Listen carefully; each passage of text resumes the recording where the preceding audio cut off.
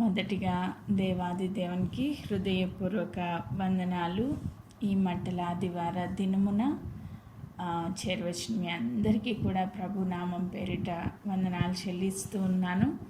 కొద్ది నిమిషాలు ఈ దినము లో వాక్యంలో నుంచి ఆరాధన వర్తమానముగా ఈ మట్టల ఆదివార దినమున యేసు క్రీస్తు ప్రభు వారు ఏం చేశారు, దానిలో మనము ఎలా అర్థం చేసుకోవాలి, దాని ద్వారా మనం ఎలా హృదయ ప్రేరేపితులై దేవుణ్ణి స్తుతించి ఆరాధించాలి అన్న వాక్యాన్ని మనం నేర్చుకుందాం. దీని కొరకు లూకాసు శుభవార్త లూకాసు వార్త 19వ అధ్యాయము 28వ వచనము నుంచి నేను చదువుతా ఉన్నాను.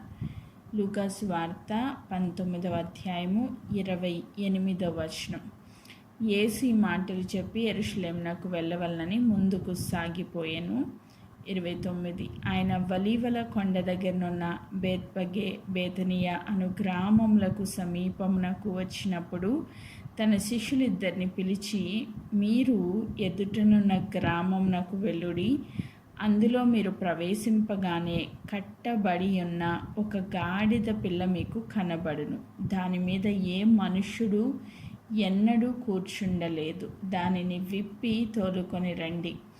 ఎవరైనాను మీరెందుకు దాన్ని విప్పుచున్నారని మిమ్మను అడిగిన ఎడల ఇది ప్రభువునకు కావలసి ఉన్నదని అతనితో చెప్పుడని చెప్పి వారిని పంపెను.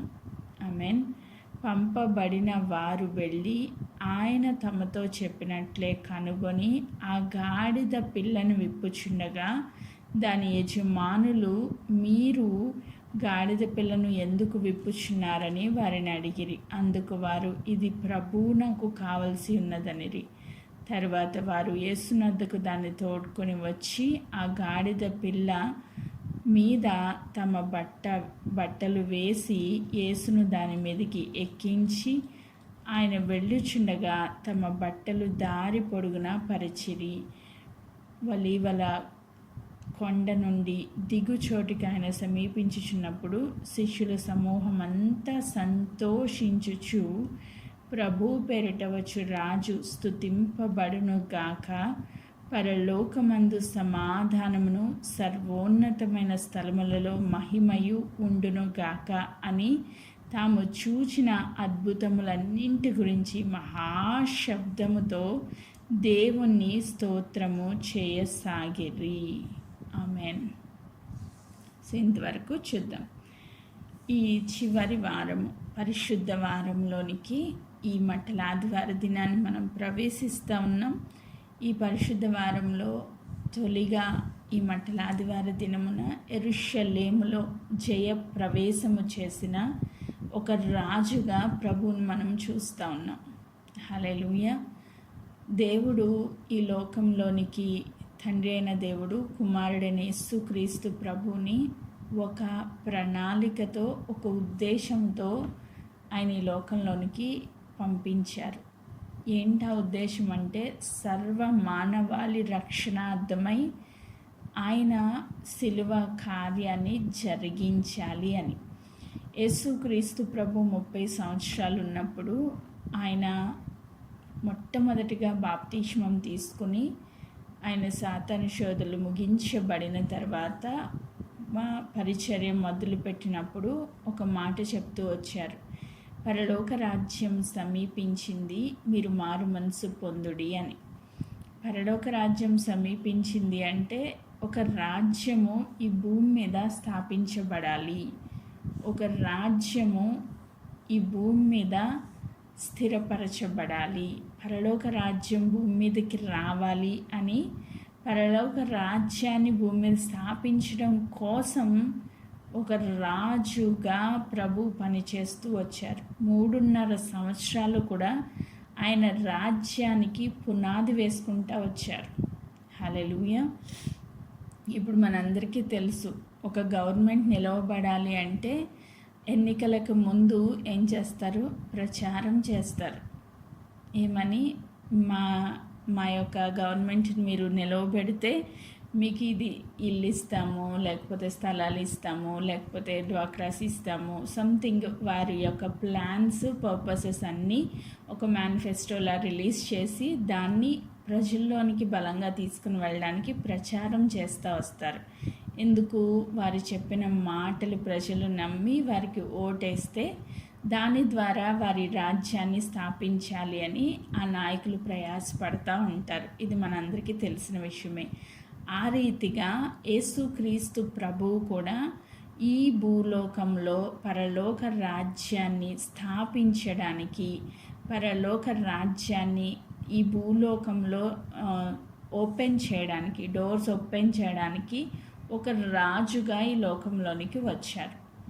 సో యేసుక్రీస్తు ప్రభు ఏం చెప్పారు? పరలోక రాజ్యం సమీపించింది కనుక మీరు మారు మనసు పొందుడి. సమీపించింది అంటే ఇంకా ఓపెన్ అవ్వలేదు, డోర్ సమీపంగా ఉంది అంటే క్లోజెస్ట్గా వచ్చిందనమాట, దగ్గరగా వచ్చింది. సో ఇది డోర్ ఎప్పుడు ఓపెన్ అవ్వాలి అంటే ఎప్పుడైతే సిలువ కార్యము జరుగుతుందో, ఎప్పుడైతే యేసుక్రీస్తు ప్రభువారు మనందరి పాపముల నిమిత్తమై ఆయన వెల చెల్లిస్తారో, ఆయన రక్తము కారుస్తారో, ప్రాణం పెడతారో, అంటే మనందరికీ ఒక విడుదల కార్యం అనేది ఎప్పుడైతే జరుగుతుందో అప్పుడు ఆ పరలోక రాజ్యం డోర్ ఓపెన్ అవుతుంది అనమాట. సో దానిలోనికి ప్రవేశించడానికి అందరినీ సిద్ధపడమని అంతవరకు శుభవార్తను ఆయన వెళ్ళిన ప్రతి స్థలంలో ప్రకటించుకుంటూ వచ్చారు. హల్లెలూయా. సో మనము ఈ 33.5 సంవత్సరాల్లో 3.5 సంవత్సరాలు శుభవార్తను మనం విన్నప్పుడు ఆయన చెప్తున్న వార్త ఏంటి? పరలోక రాజ్యం సమీపించింది కనుక మీరు మారు మనసు పొందండి. ఇప్పుడు మనం ఎక్కడున్నామంటే పరలోక రాజ్యము డోర్ ఓపెన్ అయిపోయింది ఆల్రెడీ. ఆమేన్. సో ఆ ద్వారాలు ఆల్రెడీ తెరవబడ్డాయి. ఎప్పుడు తెరవబడ్డాయి? సిలువ కార్యం ముగించిన తర్వాత తెరవబడ్డాయి. హల్లెలూయా. సో దానికి కరెక్ట్గా ఆ వీక్లో ఆ సండే ఏం జరిగిందో ఈరోజు మనం చూస్తూ ఉన్నాం. ఏం జరిగిందంట? ఇప్పుడు ఈ పరలోక రాజ్యపు ద్వారాలు తెరవడానికి ఒక రాజుగా యెరూషలేములో అడుగు పెట్టబోతా ఉన్నారు ప్రభు. హల్లెలూయా. అలా అడుగు పెట్టడానికి ఆయన రాజ్య స్థాపన నిమిత్తమై ఒక రాజుగా ఆయన జయ ప్రవేశము చేయడానికి, అంటే ఇప్పుడు ఎలక్షన్స్ అయిపోయినాయి, మొత్తము రిజల్ట్ వచ్చేసింది, పలానా వ్యక్తి ఎన్నికయ్యాడని తెలిసింది. ఇప్పుడు ఆయనకి ఆ యొక్క గవర్నమెంట్ని అప్పగించడానికి ఏదైతే అందరూ గవర్నమెంట్ అంతా కలిసి తీర్మానాలు చేస్తారో, ఈయన ఒక సీఎం అని ఒక ఏంటంటారు, ఆ సెరమనీని ఏమంటారు, నాకు కరెక్ట్గా వర్డ్ గుర్తు రావట్లేదు, కానీ సో ఆయన్ని ఒక సీఎంగా ప్రతిష్ఠిస్తారు, లేకపోతే అనౌన్స్ చేస్తారు ఆ దినం అన్నమాట. హల్లెలూయా. సో ఇప్పుడు యేసుక్రీస్తు ప్రభు ఒక రాజుగా అనౌన్స్ అవుతా ఉన్నారు. హల్లెలూయా. ఈ దినాన్నే కరెక్ట్గా 2026 సంవత్సరాల క్రితము ఒక రాజుగా ఆయన రాజ్యాన్ని ఈ లోకంలో స్థాపించడానికి ఒక రాజుగా యెరూషలేములో అడుగు పెట్టబోతా ఉన్నారు. ఆమేన్. సో ఆ సిచ్యువేషన్లో మరి రాజు వస్తున్నారంటే ఎలా వస్తారు? నడుచుకుని వస్తారా? కాదు కదా. రాజు వస్తున్నారు. ఇప్పుడు ఈ లోకంలో ఉన్న సీఎంఓ లేదా పిఎంఓ వస్తున్నారంటే ఒక ఫ్లైట్లోనో లేకపోతే ఒక పెద్ద కాన్వాయ్ ఉంటుంది. ఎదురొక 3 కార్లు, వెనకాల 3 కార్లు, మధ్యలో ఏ కారులో సీఎం ఉన్నాడో కూడా మనకు తెలియదు. సో అంత హై సెక్యూరిటీలో ఒక ఉన్నతమైన కాన్వాయ్లో వాళ్ళు వస్తూ ఉంటారు. ఆ రీతిగా మరి ఒక రాజుగా ఈయన జయప్రవేశం చేయాలి అంటే ఆయనకు ఒక వాహనం అవసరమైనది. ఆమేన్. ఆ వాహనం ఏంటి అని కనుక మనం ఇక్కడ చూస్తే యేసుక్రీస్తు ప్రభువారు ఆయన శిష్యులను పిలిచి చెప్తున్నమాట, ఎదురుగా ఉన్న గ్రామానికి వెళ్ళి అక్కడ మీకు ఎంటర్ అవ్వగానే మీకు ఒక గాడిద పిల్ల కనిపిస్తుంది, గాడిద పిల్ల కనిపిస్తాయి. సో ఆ గాడిద పిల్లని విప్పి మీరు నా దగ్గరికి తీసుకుని రండి. ఎందుకు ఈ గాడిద పిల్ల? ఆయన రాజుగా ప్రవేశించడానికి, ఆయనకు ఒక వాహనంగా ఈ గాడిద పిల్ల అవసరమైంది. సో అప్పుడు ఒకవేళ దాని యజమానులు వచ్చి దీన్ని ఎందుకు విప్పుతున్నారు మీరు? ఈ గాడిద పిల్ల నాది కదా అని మిమ్మల్ని అడిగితే మీరు చెప్పవలసిన మాట ఏంటంటే, ఇది ప్రభువు నాకు కావలసి ఉన్నది అని చెప్పండి. అప్పుడు వాళ్ళు మీకు ఇచ్చేస్తారు. సో ఆ గాడిద పిల్లని తీసుకుని రండి అని ప్రభు చెప్పినప్పుడు ఆయన ఆ గాడిద పిల్ల తీసుకుని రమ్మని ఆజ్ఞాపించిన శిష్యులు వెళ్ళి యాస్టీస్గా ప్రభు ఏం చెప్పారో ఆ మాట ప్రకారముగా వారు గాడిద పిల్లను కనుగొనడం, దాన్ని విప్పడం, ప్రభు దగ్గరికి తీసుకుని రావడం మనం చూస్తూ ఉన్నాం. సో ఎందుకు ఈ గాడిద పిల్లనే ఎక్కాలని దేవుడు డిసైడ్ అయ్యారు? మరి ఒక రాజు కదా, ఒక గుర్రం మీద ఎక్కొచ్చు కదా, లేకపోతే ఒక ఏనుగు మీద ఎక్కొచ్చు కదా, అది గౌరవం కదా. పూర్వం రాజులు ఎలా కనిపిస్తారు మనకి?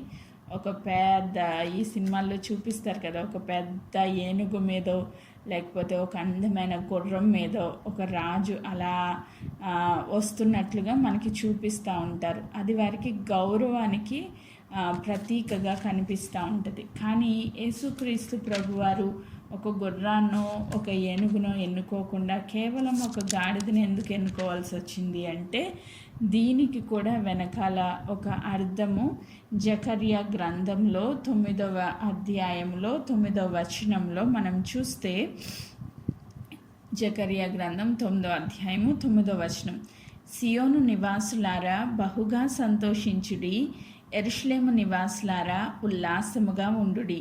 నీ రాజు నీతిపరుడును రక్షణ గలవాడును దీనుడనై గాడిదను గాడిద పిల్లను ఎక్కి నీ యొద్దకు వచ్చుచున్నాడు. ఆమేన్. ఈ జకర్యా గ్రంథము ఇప్పుడు మనం చదివిన లూకాసు వార్తలో యేసుక్రీస్తు ప్రభు జయప్రవేశం చేస్తున్న దినానికి 500 సంవత్సరాల క్రితము ఈ ప్రవచనము రాయబడి ఉంది. ఈ జకర్యా గ్రంథంలో రాసిన ప్రవచనము ఇప్పుడు యేసుక్రీస్తు ప్రభు జీవితంలో జరుగుతున్న కార్యానికి 500 సంవత్సరాల ముందే ఒక ప్రవచన రీతిగా, అంటే భవిష్యత్తులో జరగబోయే విషయాన్ని ముందుగానే జకర్యా ద్వారా దేవుడు రాయించారు. సో మనము ప్రతి దాంట్లో యేసుక్రీస్తు ప్రభు జీవితాన్ని చూస్తే ఆయన జీవితంలో జరిగిన ప్రతి సిచ్యువేషన్ కూడా ఒక ప్రవచనముగా ముందుగానే చెప్పబడింది. ఎందుకు ముందుగా చెప్పబడిందంటే, ఆయన దేవుడు కనుక ఆయన జీవితంలో ఏం జరుగుతుందో ఆల్రెడీ పాత నిబంధనలో స్పష్టంగా చెప్పారు. దాని యొక్క నెరవేర్పును మనం యేసుక్రీస్తు ప్రభు జీవితంలో చూస్తున్నాం. హల్లెలూయా. ఈరోజు నా జీవితం అంతా కూడా ప్రభువు ఆయన గ్రంథంలో లిఖించి ఉన్నారు. హల్లెలూయా. మనం ఎప్పుడు పుట్టాము, మనం ఎప్పుడు చనిపోవాలి, మనం ఏం చెయ్యాలి, మనం ఎలా ప్రభువును వెంబడించాలి, ప్రభు కోసం ఎలా సాక్షులుగా జీవించాలి, అన్నీ కూడా ముందుగానే లిఖితం అయిపోయినాయి. ఏది మిస్టరీ లేదు. నువ్వు దేవుని దగ్గరికి వెళ్ళినప్పుడు నాకు ఈ జీవ గ్రంథం, ఈ బైబిల్ గ్రంథం ఎందుకు చాలా ఇష్టము, చాలా నేను ప్రభుని ఇంత బలంగా పట్టుకోవడానికి రీజన్ ఏంటంటే, నా భవిష్యత్తును చూపించిన గ్రంథం ఇది. హల్లెలూయా. ఎప్పుడో ప్రభు జీవితంలో జరగాల్సింది ముందుగానే రాశారు అని ఇప్పుడు చదువుకుంటున్నాం. మరి మన జీవితాలకు అది అప్లై చేసుకుంటే, అంటే ప్రభు జీవితంలో ఏం జరుగుతుందో 500 సంవత్సరాల క్రితమే చెప్పేస్తే, ఈ 2026 సంవత్సరంలో బ్రతుకుతున్న నీ జీవితంలో ఏం జరుగుతుందో దేవుడు ముందు చెప్పలేరా? చెప్పగలరు. మన జీవితం ఎప్పుడు మనకి మిస్టరీలా ఉండకూడదు. ఎందుకంటే భవిష్యత్తు తిరిగిన దేవుణ్ణి మనం కలిగి ఉన్నాం. హల్లెలూయా. ఏమోండి నాకు అర్థం కావట్లేదు నా జీవితంలో ఏం జరుగుతుందో అన్న వ్యక్తులుగా మీరు ఉంటే, ఈరోజు ప్రభు నామం పేరిట నేను ప్రకటిస్తుంది ఏంటంటే, నీకు అర్థం కావట్లేదంటే నువ్వు దేవుడితో కనెక్ట్ అయ్యలేవు, అంతే తేడా. మన దేవుడు ఎప్పుడు కూడా మిస్టరీలుగా ఉంచే దేవుడు కాదు. ప్రభువా నా భవిష్యత్ ఏంటి అని అడిగినప్పుడు ఖచ్చితంగా ముందే మనకి బయలుపరిచే దేవుడు. హల్లెలూయా. ఏం జరగబోతుందో ఆయనకి అన్నీ తెలుసు. ఆయన భవిష్యత్తులో ఉన్నవాడు అనువాడు. నువ్వు ఆరాధించే దేవుడు చేతగాని దేవుడు కాదు, అర్థం కాని దేవుడు కాదు, మాట్లాడలేని దేవుడు కాదు. అన్నీ ఎరిగిన దేవుణ్ణి నువ్వు కలిగి ఉన్నావు. నీ భవిష్యత్తు ఏంటో దేవుడు ముందుగానే ఈ గ్రంథంలో రాసి ఉంచారు. నువ్వు ఎప్పుడైతే పరిశుద్ధాత్మ దేవుని ప్రేరణలో ఈ బైబిల్ గ్రంథాన్ని ధ్యానించడం మొదలు పెడతావో, ప్రభు ఏంటి ఈ పరిస్థితి, దీనిలో ఏంటి నేను అర్థం చేసుకోవాలి, ఈ ప్రాబ్లంకి సొల్యూషన్ ఎలా ఇవ్వబోతున్నారు అని ప్రతిసారి మనం దేవుని దగ్గరికి వెళ్ళి అడిగినప్పుడు నిశ్చయముగా దేవుడు మన భవిష్యత్తుని మనకి అర్థమయ్యే రీతిలో బోధిస్తారు. హల్లెలూయా. నువ్వు దాన్ని అండర్స్టాండ్ చేసుకోగలిగితే నీకేది కూడా మిస్టరీగా ఉండదు. యేసుక్రీస్తు ప్రభు గురించి జకరియా భక్తుడు 500 సంవత్సరాల క్రితమే చెప్పేశారంట. ఆయన ఎలా వస్తాడు?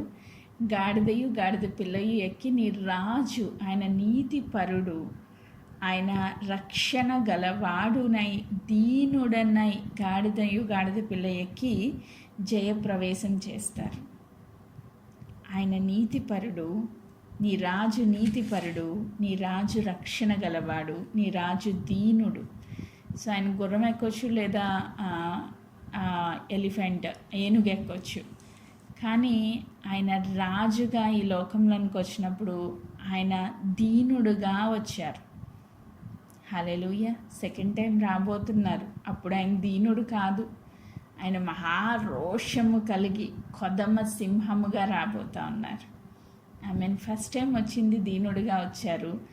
ఆ దీనత్వాన్ని కనపరచడానికి ఆయన గాడిదను ఎన్నుకున్నారు. హల్లెలూయా. సో ఆ గాడిద అన్నదంట యజమానితో, చూసావా ఈ రోజు వరకు నువ్వు నన్ను ఏం గుర్తించలేకపోయావు, నేను ఎంత గొప్పదాన్నో, ఈరోజు చూడు నన్ను అందరూ జయధ్వనులతో ముంచెత్తుతూ ఉన్నారు.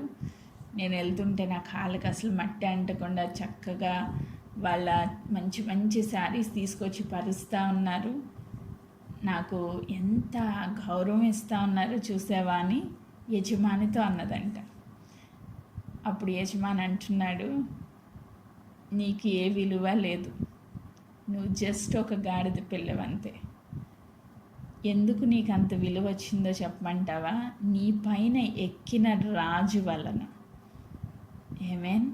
సో ఈరోజు ఆ గాడిద పిల్ల ఇంత గౌరవించబడ్డానికి, ఆ గాడిద పిల్ల విప్పబడ్డానికి, ఆ గాడిద పిల్లను వాడుకోవడానికి ప్రభు ఇష్టపడ్డారు.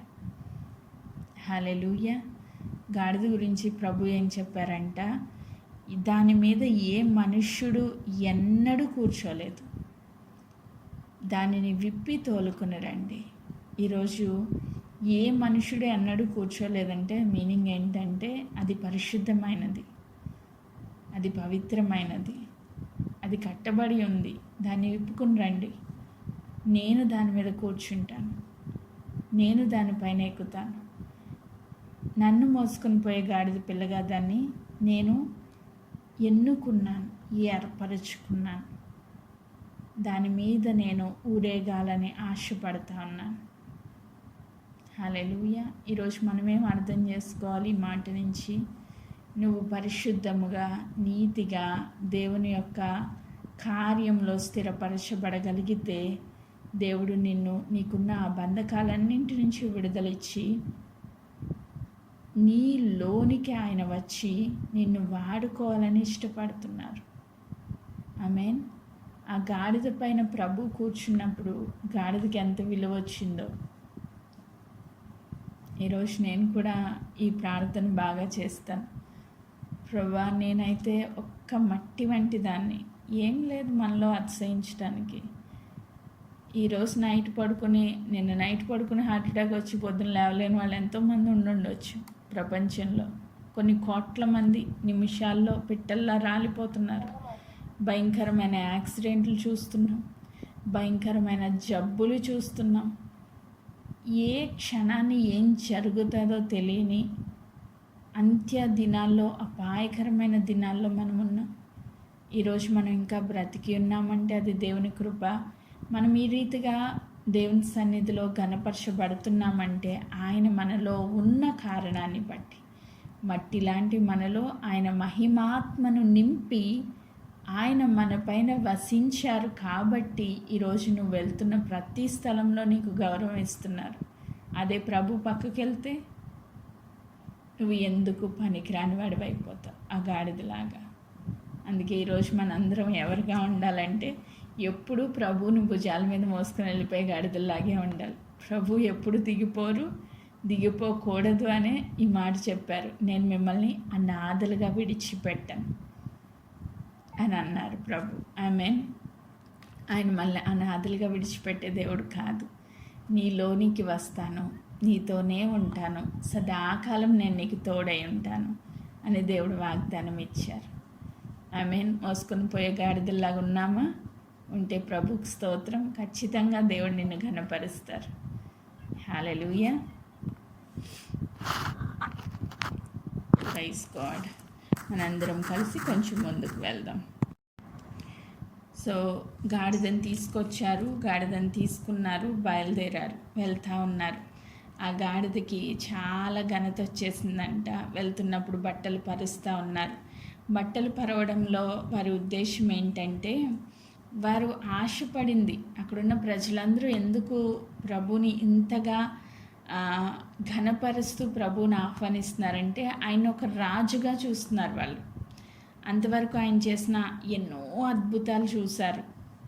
ఈరోజు వాళ్ళ ఆశ ఏంటంటే, ఒక రాజుగా ఈయన వస్తున్నాడు కదా, ఈ రోమా గవర్నమెంట్ నుంచి, ఈ ప్రభుత్వం నుంచి, వీరి యొక్క దాస్యత్వం నుంచి మనకి విడుదల ఇస్తారు ఈయన.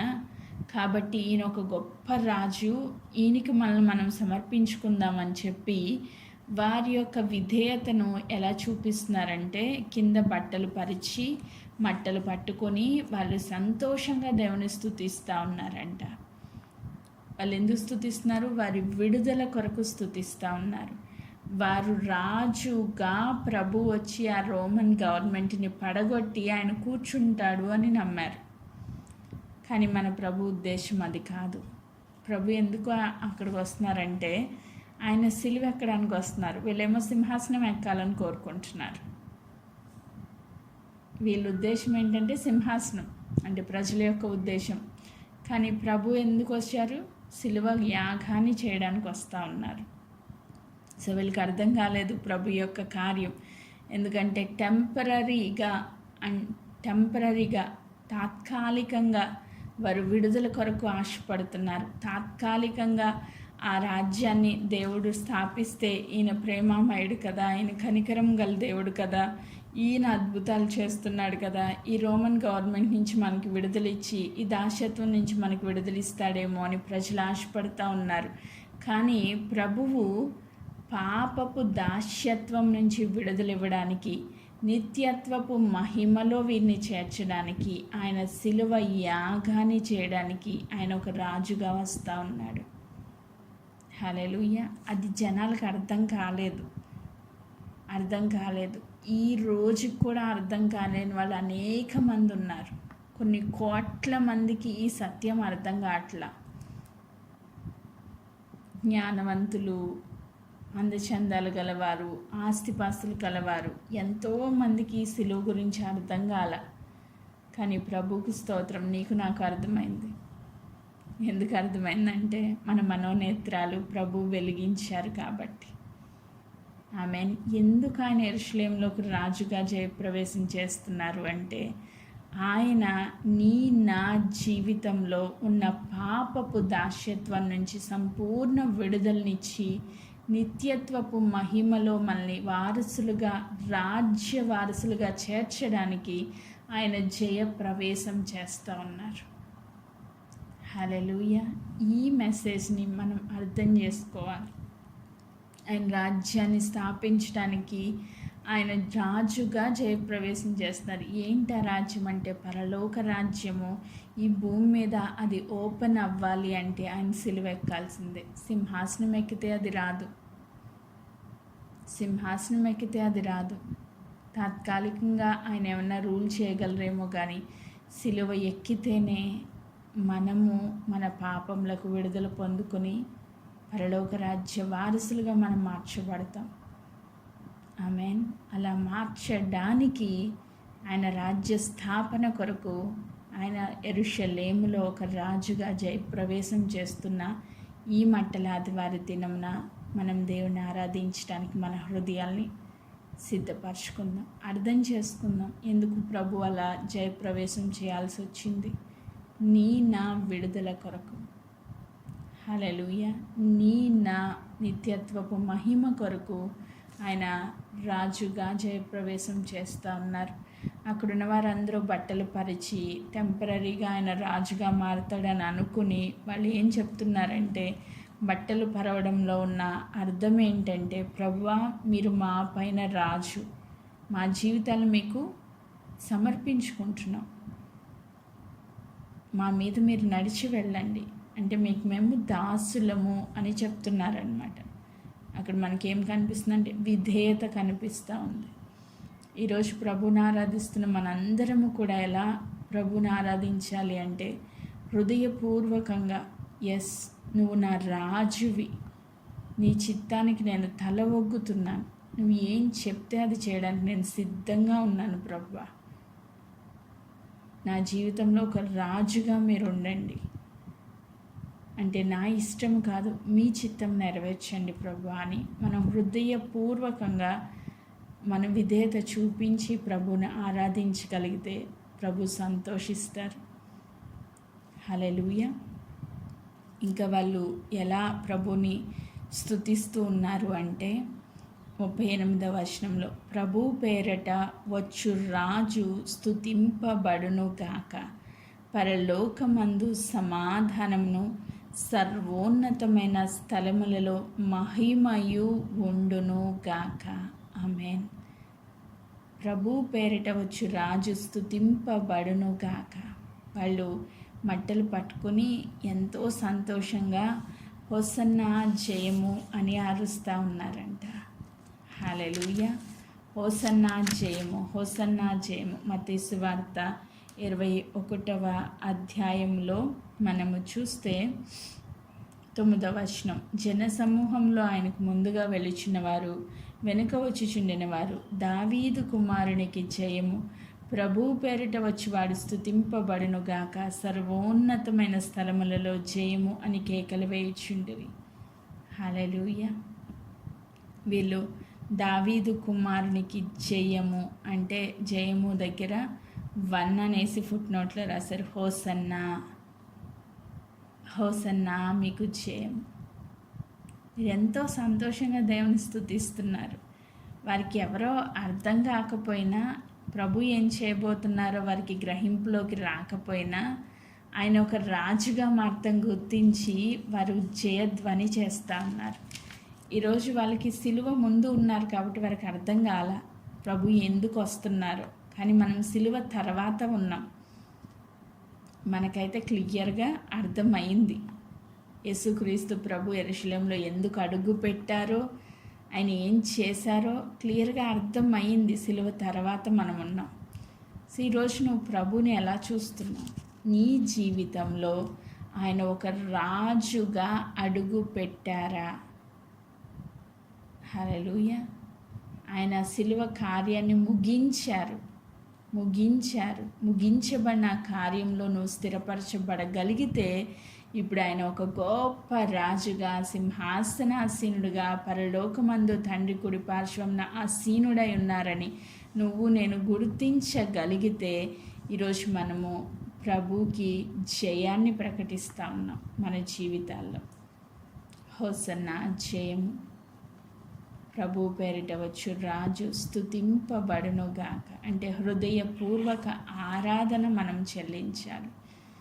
నా జీవితంలో ఆయన రాజు.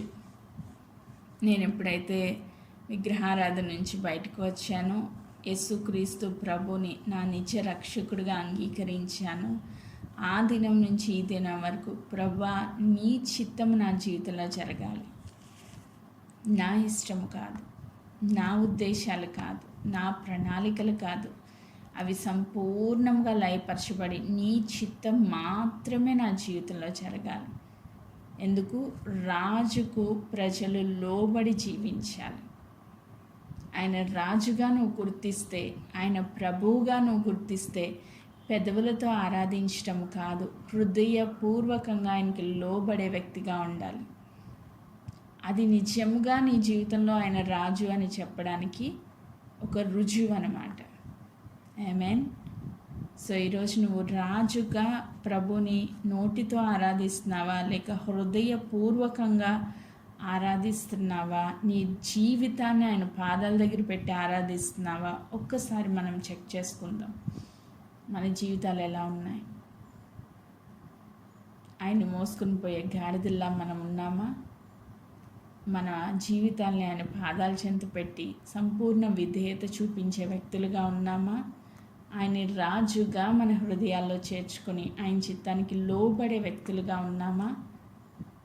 నిజంగా అలా ఉంటే ఈరోజు నువ్వు చేసే ఆ స్తుతి ఆరాధనని ప్రభు అంగీకరిస్తారు. ఆయన చేసిన త్యాగానికి ఒక విలువను మనం ఇచ్చిన వారం అవుతాం.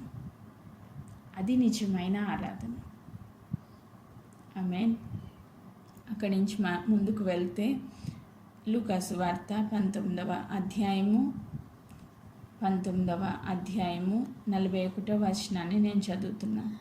ఆయన పట్టణంనకు సమీపించినప్పుడు దాన్ని చూసి దాని విషయమై ఏడ్చి, నీవును ఈ దినమందైనను సమాధాన సంబంధమైన సంగతులు తెలుసుకునే ఎడల నీకెంతో మేలు, కానీ ఇప్పుడు నీ కనులకు మరుగు చేయబడి ఉన్నవి. ప్రభు నిన్ను దర్శించు కాలం నన్ను ఎరుగకుంటివి గనుక నీ శత్రువులు నీ చుట్టూ గట్టు కట్టి ముట్టడి వేసి అన్ని ప్రక్కల నిన్ను అరికట్టి నీలో ఉన్న నీ పిల్లలతో కూడా నేను నేల కలిపి నీలో రాతి మీద రాయి నిలిచి ఉండనీయని దినములు వచ్చుచున్నవని చెప్పాను.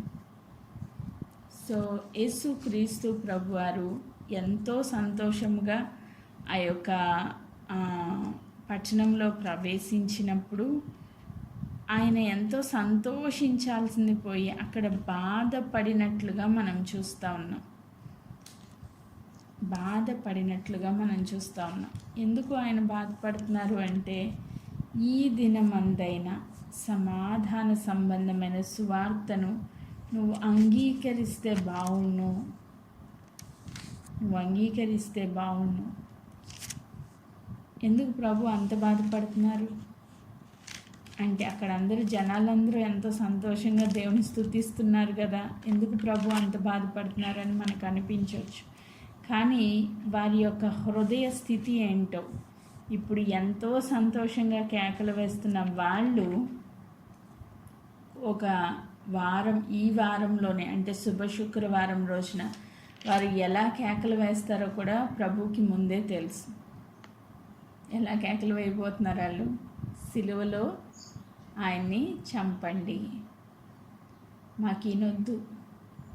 ఈరోజు హోసన్నా జయం అన్నవాళ్ళు కరెక్ట్గా శుక్రవారంకి వచ్చేసరికి ఈయన సిలువ వేయుడి అని అరవబోతా ఉన్నారు. ఆయనకు ముందే తెలుసు. ప్రభువుని వాళ్ళు చేర్చుకోలేదు. ఎక్కడ చేర్చుకోలేదు? హృదయాల్లో చేర్చుకోలేదు. వాళ్ళు యేసుక్రీస్తు ప్రభుని ఎంతవరకు చూస్తున్నారంటే, ఆయన రాజుగా వస్తున్నాడు, గవర్నమెంట్ని పడగొడతాడు, మనకేమో విడుదల ఇస్తాడు, ఆయన ప్రేమమయుడు కాబట్టి మనల్ని మంచిగా పరిపాలిస్తాడు, ఇంతవరకునే వాళ్ళు ఆలోచిస్తూ వచ్చారు. ఒక్కసారి వాళ్ళు అనుకున్నది జరగకపోయేసరికి వాళ్ళ హృదయ స్థితి మారలేదు కాబట్టి, మారు మనసు వాళ్ళలో లేదు కాబట్టి, ఏ దినమైతే రాజు అని అరిచారో అదే నోటితో సిలువ వేయుడి అని కేకలు వేశారంట. అంటే వారి హృదయంలో సరైన మారు మనసు లేదు. వారు టెంపరీగా ప్రభువుని ఆరాధిస్తున్నారు, తాత్కాలికంగా రాజుగా గుర్తించారు, కానీ శాశ్వతమైన రాజు, నిత్యత్వపు రాజు అని ఆయన్ని వారు గుర్తించలేకపోయారు. అది ముందుగానే ప్రభువుకు తెలుసు కాబట్టి ఆయన కన్నీరు కార్చినట్లుగా మనం చూస్తాం. నిజంగా యేసు కన్నీళ్లు విడిచారంట, దాన్ని చూసి ఏడ్చారంట. లూకాసు వార్త 19:41 మరొక్కసారి నేను చదువుతున్నాను. ఆయన పట్టణంనకు సమీపించినప్పుడు దానిని చూసి దాని విషయమై ఏడ్చి. అసలు ప్రభుకి ఏడవలసిన అవసరం ఏమొచ్చింది? ప్రభు ఎందుకు ఏడవాలి? ఎందుకు ఆయన కన్నీరు కార్చాలి? ఆయన రాజు కదా, కన్నీరు కార్చాల్సిన అవసరం ఏముంది? ఈరోజు కూడా ప్రభు నీ కోసం కన్నీరు కారుస్తున్నారా, లేక నిన్ను చూసి సంతోషిస్తున్నారా? యెరూషలేమును చూసి కన్నీరు కార్చారంట ప్రభు. వాళ్ళ నోటిలో జయధ్వని ఉంది, కానీ వారి హృదయంలో మార్పు లేదు. వాళ్ళ భవిష్యత్తు ఎలా ఉండబోతుందో ప్రభుకు తెలుసు కాబట్టి కన్నీరు కార్చారు. ఈరోజు నిన్ను నన్ను చూసి ఆయన కన్నీరు కారుస్తున్నారా? వాళ్ళ నోట్లో జయధ్వని ఉన్నట్లుగా మన జీవితంలో కూడా ఇప్పుడు మనం మంచిగా పాటలు పాడి ప్రభువుని ఆరాధిస్తున్నాం, కానీ మన జీవితంలో సరైన మారు మనసు లేకపోతే మనల్ని చూసి ఈ దినానికి ప్రభు కన్నీరు కారుస్తారు. అలా కన్నీళ్లు పెట్టుకునే స్థితిలో ప్రభువుని మనం ఉంచామా, లేదా నిత్యముగా ఆయన రాజుగా కలిగి ఆరాధిస్తూ ఆయన్ని సంతోషపెట్టే వ్యక్తులుగా ఉన్నామా? ఒక్కసారి మనల్ని మనం ఆత్మపరిశీలన చేసుకుందాం. ఆయన కన్నీరు కార్పించే వ్యక్తులుగా ఉండొద్దు. ఆ దినాన్ని ఆలయంలో ప్రవేశించి ఆలయాన్ని శుభ్రపరిచినట్లుగా మనం చూస్తాం. ఈరోజు నీ హృదయమే దేవుని ఆలయం. నీ హృదయంలో ప్రవేశించి నిన్ను నన్ను పరిశుద్ధపరిచి పవిత్రులుగా చేయడానికి ఆయన ఒక రాజుగా మన జీవితంలోనికి రావడానికి ఇష్టపడుతూ ఉన్నారు. నిజంగా ఆయన రాజుగా గుర్తించగలిగితే, గ్రహించగలిగితే, ఆరాధించగలిగితే, సంపూర్ణ మారు మనసుతో కూడిన హృదయం కలిగి ప్రభువుని ఈ దినం మనము అంగీకరించగలిగితే ఆయన నిన్ను నన్ను చూసి సంతోషిస్తారు. నా జీవితాల్లో ఆయన రాజుగా ఏలుబడి చేయడం మొదలు పెడితే మన భవిష్యత్తులు ఒక ఉన్నతమైన ఆశీర్వాదంతో నింపబడబోతూ ఉన్నాయి. హల్లెలూయా. దానికి మనం అంగీకరిస్తే చాలు. హృదయపూర్వకంగా ఆయన ఒక రాజుగా స్వీకరించగలిగితే నీ జీవితంలోనికి ఈ దినం మట్లాది వారి దినమన్న ఆయన చేసిన కార్యానికి ఒక అర్థం మనం ఇచ్చిన వాళ్ళం అవుతాం. ఇంతవరకు ఒకవేళ ఒక ప్రభువుగానే లేక ఒక దేవుడుగానే ఆయన్ని కొలుస్తూ ఉన్నావేమో, ఈరోజు నీ జీవితంలో ఆయన్ని ఒక రాజుగా స్వీకరించగలిగితే మన జీవితాల్లో మన హృదయంలో 2 స్థానాలు ఉంటాయండి. ఒకటి సిలువ, ఇంకోటి సింహాసనం. ఆయన సింహాసనం మీద రాజుగా కూర్చుండబెడితే నువ్వు సిలువ ఎక్కాలి. అంటే నీ శరీర కోరికలు, నీ సొంత ఇష్టాలు, నీ ప్రణాళికలు వాటన్నింటినీ చంపాలి. పరిశుద్ధ ఆత్మదేవుని సహాయంతో నువ్వు సిలువ మీద ఉంటే ఆయన సింహాసనం మీద రాజుగా కూర్చుని నిన్ను ఏలుబడి చేయడానికి, నీకు ఉన్నతమైన భవిష్యత్తు ఇచ్చి నిన్ను గొప్ప సాక్షిగా ఆ గాడిదను గణపరిచినట్లు నిన్ను గణపరిచి వాడుకోవడానికి ఆయన సిద్ధముగా ఉన్నారు. హల్లెలూయా. లేదు, నా జీవితము, నా ఇష్టము, నా ప్రణాళికలు నెరవేరాలని నువ్వు సింహాసనం మీద కూర్చుని ఆయన ఇంకా సిలువ మీద ఎక్కిస్తే నీ జీవితంలో ఏ ఆశీర్వాదాన్ని కూడా నువ్వు చూడలేవు. ఇంతగా ప్రభువును వెంబడిస్తున్న నీవు నేను ఆశీర్వదించబడాలి అని దేవుడు కోరుకుంటున్నారు. హల్లెలూయా. ఈ మట్టలాది వారి దినాన్ని నీ హృదయంలో నీ వేసిన ఆ సింహాసనంపై రాజుగా ఆయన కూర్చోవడానికి, నీ జీవితంలోనికి ఆయన రావడానికి, నిన్ను ఏలుబడి చేయడానికి ప్రభు ఇష్టపడతా ఉన్నారు. ఆమేన్. సో మనం స్వీకరిద్దామా?